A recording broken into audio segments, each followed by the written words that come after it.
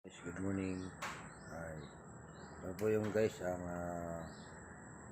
iniwang bakas ng bagyong lumaan. Yan, tinira niya yun guys yung aking ginawa.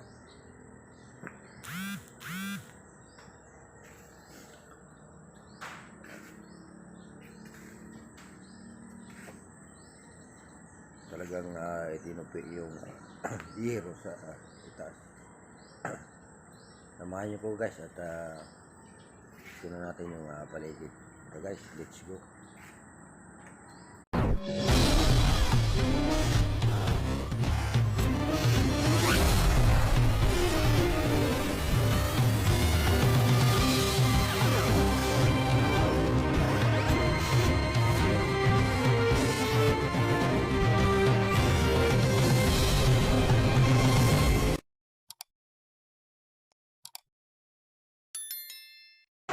Good morning.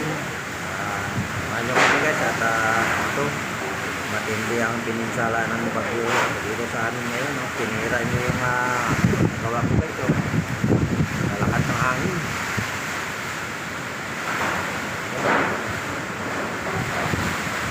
Ubos yung mga kahoy dito sa baba guys.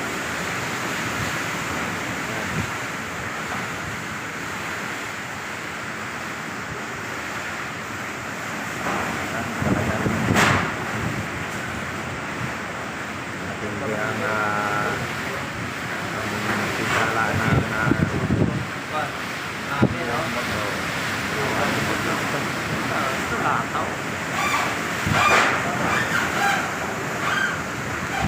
tinupi niya lang guys yung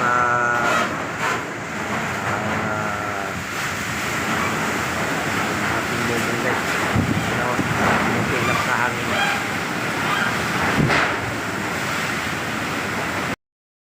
Yan, ito yung kaganapan dito guys.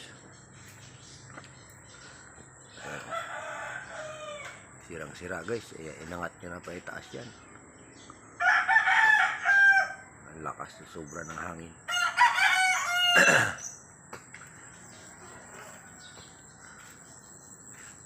No? Kala ko nga yung pressure ban sa lakas na hangin iangat niya. Diyan ako kumubli.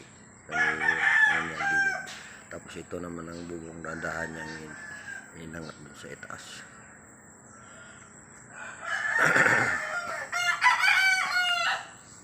Ayan. Yung mga punong kahoy, yung punong mangga ay na ano yan. Labas din siya. Yung mga langka dyan nagkalalaglagan.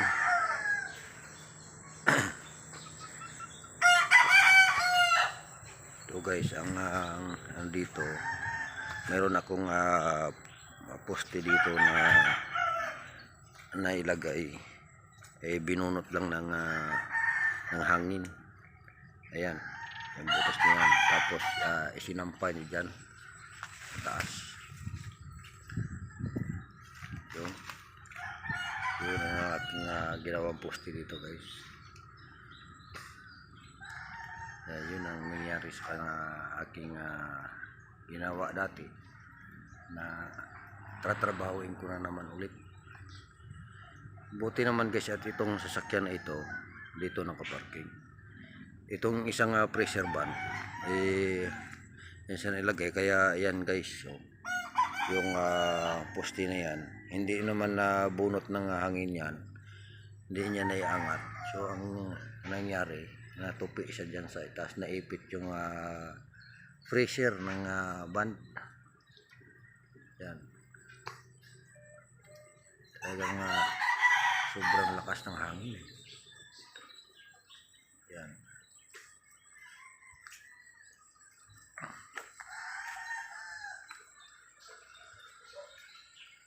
nagsibagsakan lahat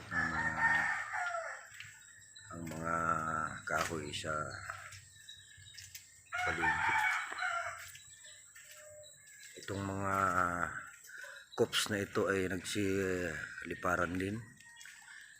Yan, halos lahat nagsiliparan yan sa hangin.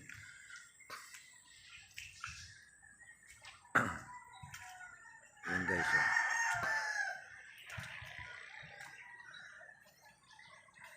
Yung poste guys, talagang hindi niya kaya itong bunutin, kaya na ano siya, na bakli. Yan, ito talagang sa lakas ng hangin guys ay yung tubo na talaga nabakli siya. Yan,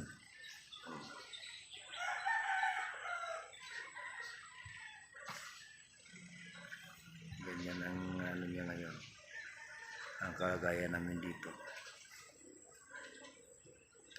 Yung niyog na yun, yung kanyang pinaka talbos niya ay lumipad na papunta doon sa baba.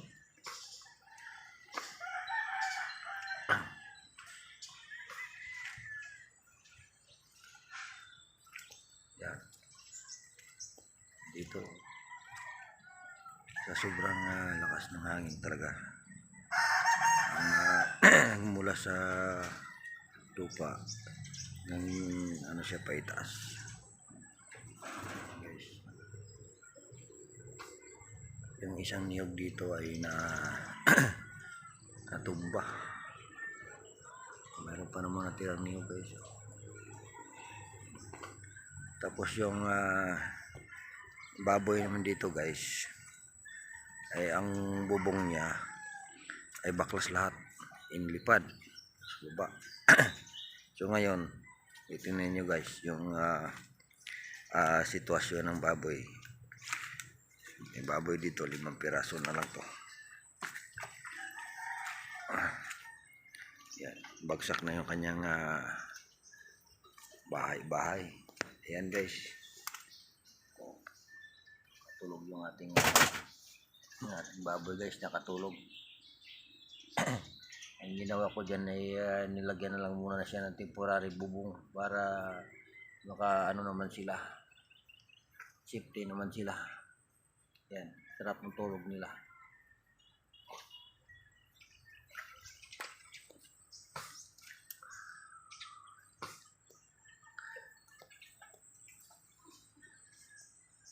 Ano, talagang ano siya, lahat dyan nagbagsakan dyan, mga punong kahoy, ubos. Ito namang aking poste nito guys, talagang sa lakas ng impact ng hangin tumagilid, itinulak siya pababa. Ayan, tinulak niya pababa guys.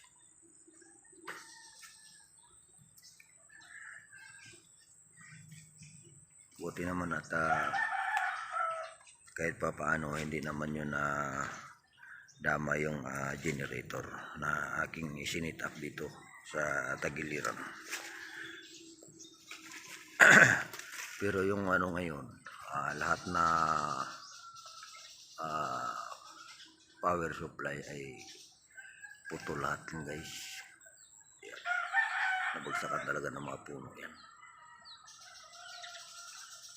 Nabagsakan talaga. Buti naman yung aking kaoperasyong service, naka safety naman siya dito, hindi naman siya nabagsakan ng mga sanga ng kahoy, at inilaga naman siya ng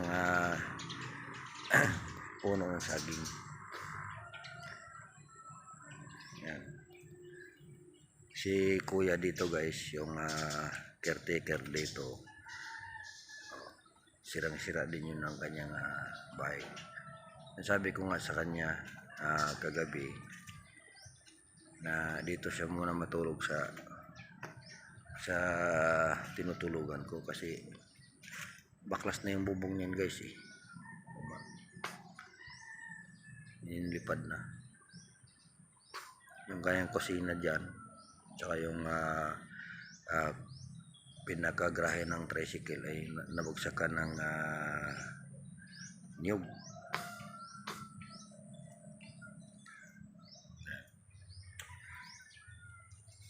Naman guys ay ano na ito, may langka pang nakabalot dito. hanggang gulayin.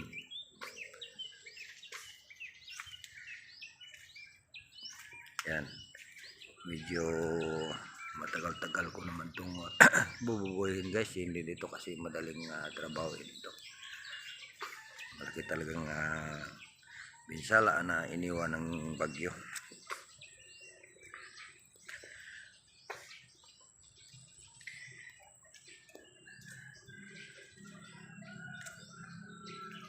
So sobrang lakas ng hangin na talaga, binakli na yung poste.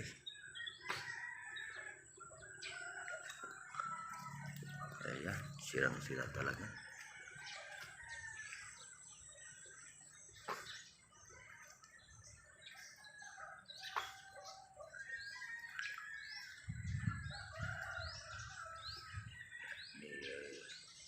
Gibayin ko na lang, katingin ko na lang at gagawin ko naman ulit panibago.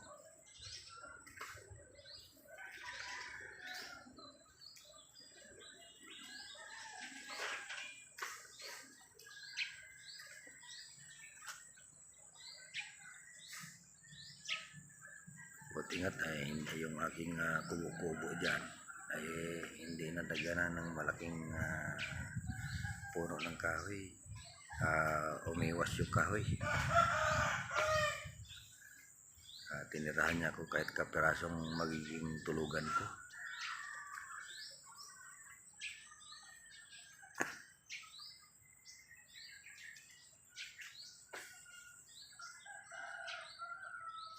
Ayan, talagang yun, sirang-sira na.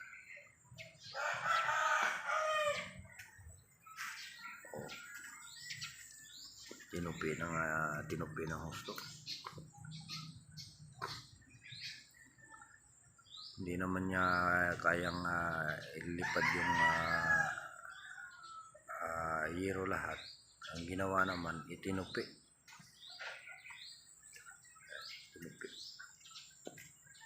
Yan, saklang ka dyan sa may pressure. Sirang-sira na.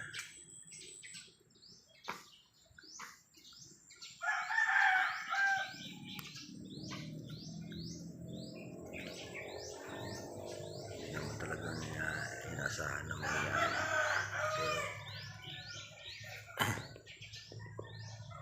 malaki-laking trabaho to guys.